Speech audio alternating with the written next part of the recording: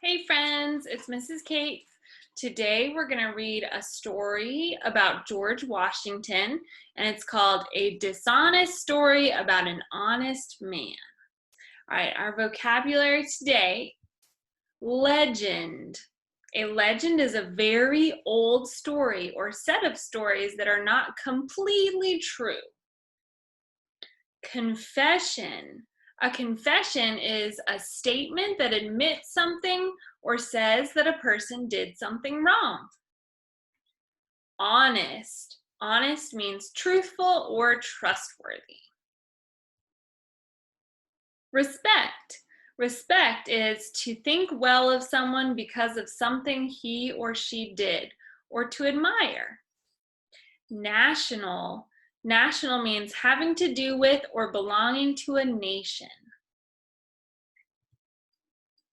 All right, so let's talk about what we learned yesterday. So yesterday you learned about the capital city, Washington, D.C. And who was that city named after? That's right, George Washington. And a president is elected or chosen as a leader of a country, and they have a lot of responsibilities because they help to lead the country. And you also heard about different monuments that are in Washington, D.C. that were created to honor past presidents. And there are other ways to remember and honor people. For example, you can tell stories about the great things that they did. So today's read aloud tells us about the actions of our first president, George Washington, who Washington, D.C. is named after. All right, there's a picture of George Washington there. And does anyone know why he has that silly hair, by the way? That is some crazy hair, isn't it? Well, did you know that way back when men wore wigs? Yeah, that's not his real hair. That's a wig. It's fake. All right, so there's George Washington, and he had some special characteristics or qualities that most good presidents have. So what do you think would be one thing that it would take to be a good president? Just shout it out. All right, that's a good idea. What kind of person do you need to be in order to lead a whole country? What would you have to do, or what kind of person would you have to be? What kind of character traits would you have to have? Good ideas. All right, so one important characteristic of a good president is honesty. You're always telling the truth. And you're going to hear about how George Washington had that characteristic. So today you're going to listen carefully to hear about George Washington's honesty. There he is again, George Washington. Almost everyone likes a good story. Some people especially like true stories that tell how real people did real things. Other people say, I love made-up stories best. A person who tells this kind of story can decide to leave in only the most interesting parts and even make sure there will be a happy ending. However, there is a third kind of story that mixes together true and made-up stories. Today's story is an example of this third type of story, and it's what we call a legend. It is called a dishonest story about an honest man. This story is about George Washington, a real person who acts in the story in an honest way, as he often acted in real life. The true part of the story is that George Washington was a real person, and he was very honest. But the made-up part of the story is that he cut down his father's cherry tree.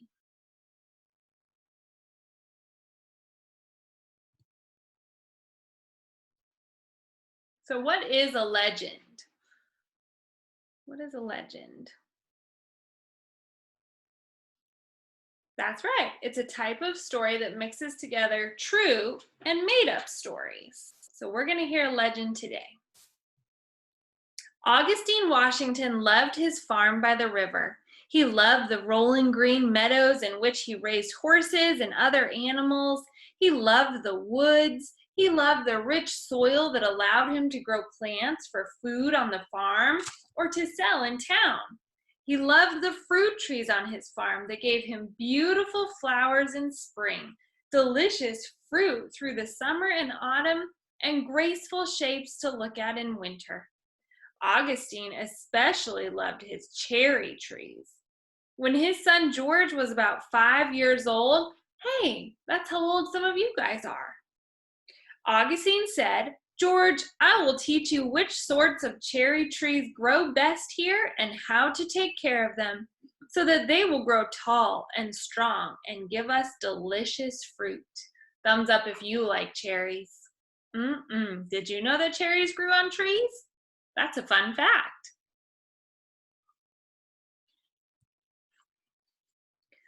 So you can imagine how upset Augustine was to find that one day someone had chopped down one of his prized cherry trees. This particular day, he was walking with his foreman, a man who worked for him and helped him run his farm. Augustine said, "This was no accident. Someone did this on purpose. Look at how neat of a cutting job this was. No wild animal could have done that. Who would do such a thing?" His foreman replied, "I just can't imagine who would have the nerve to do it, sir, or the reason." Caught up in their conversation, the two men did not notice little George Washington approaching from the house. The boy silently listened to the two grown-ups. He looked at his father's face and saw disappointment and anger. And look at little George's face in the picture. He looks very sad. Why do you think he's looking so sad? That's right. He's realizing that he did something wrong and he cut down that tree and made his father sad, disappointed, and a little bit angry. George stepped forward, looking pale and worried. To the shock of his father and the foreman, George said quietly but firmly, "Father, I cannot tell a lie. I chopped down the tree with my little axe. I wanted to see if I could do it, but now I know it was a bad thing to do." Augustine Washington looked at his son. He could see from the expression on his face how badly George felt. Meanwhile, the foreman, surprised by the boy's confession, turned back to look at Augustine Washington. He thought, "Whoa, Mr. Washington sometimes has a bad temper. Poor George. I hate to think about what's about to happen to him." So the foreman thinks that Mr. Washington is going to get really upset with George because he has a bad temper. And George just told the truth and said that he cut down his cherry tree. Let's see what happens. But to his surprise, he heard the father tell his son, "It was a bad thing to do, George, and you should be punished for doing it. However, I so respect you for coming forward and telling me the truth that if you promise not to do such a thing again, I shall not punish you." "I promise, Father," said George, and he kept that promise. So you see, even as a young boy, George Washington was honest and took responsibility for his actions. Wouldn't it be wonderful if all of us could be like that? That is the famous legend of George Washington and the cherry tree. It's important to remember that this story about George Washington and the cherry tree is a legend because it's partly true and partly made up. So who can remember who cut down the cherry tree? That's right. George Washington cut down the cherry tree in the legend. And why do you think that George's father decided to forgive him in the legend?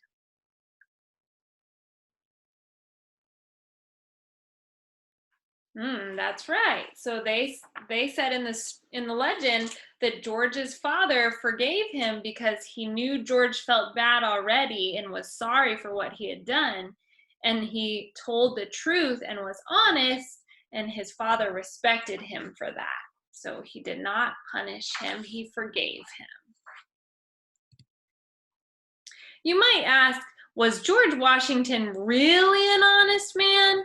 And actually, he was. After he grew up and became president of the United States, one of the things for which he was most famous was his honesty. What's even more interesting is the way in which people looked up to the real George Washington. Washington was not perfect. He made mistakes, as everyone does at times. A few times, he made decisions with which his friends disagreed. When that happened, they usually said, "We would have chosen differently, but we know he made this choice for a good reason and not just to help himself." Even the King of Great Britain, King George III, admired Washington. That means he looked up to him. After King George lost control of the colonies to the people there, who now thought of themselves as Americans, he expected Washington to make himself king of the new nation. Did he make himself king? We heard that in our story yesterday. That's right. Washington did not make himself king. Instead, he decided to give up control of the army he led and go home to Mount Vernon, his farm in Northern Virginia. When King George heard George Washington's plan, he said, "If he can do that, he's the greatest man in the world." George Washington is often described as first in war, first in peace, and first in the hearts of his countrymen. There are many reasons for that. George Washington was the most important leader in winning the war that freed us from control of Great Britain and the king. Washington was one of the most important people involved in setting up the new government and starting the new country in the right direction. He was also the most admired and trusted person in that new country. Point to which one is George Washington. Good job, the one on the left. Point to which one is King George in England. Good job, the one on the right. Today, we still look up to George Washington. In fact, he is considered one of our greatest national heroes. His face is on the front of the $1 bill and on the front of the quarter. All across America, there are cities, towns, and streets named after him, from Washington, D.C. to the state of Washington. More than 200 years after he died, some people still ask, what would Washington do when making important decisions? George Washington never chopped down that cherry tree, but he left us something that blossoms brightly in all seasons. The example of a brave and honest person. All right, so what kind of story was that story that we heard of George Washington and the cherry tree? Shout out if you remember what it's called. That's right, it's called a legend. Why is it a legend?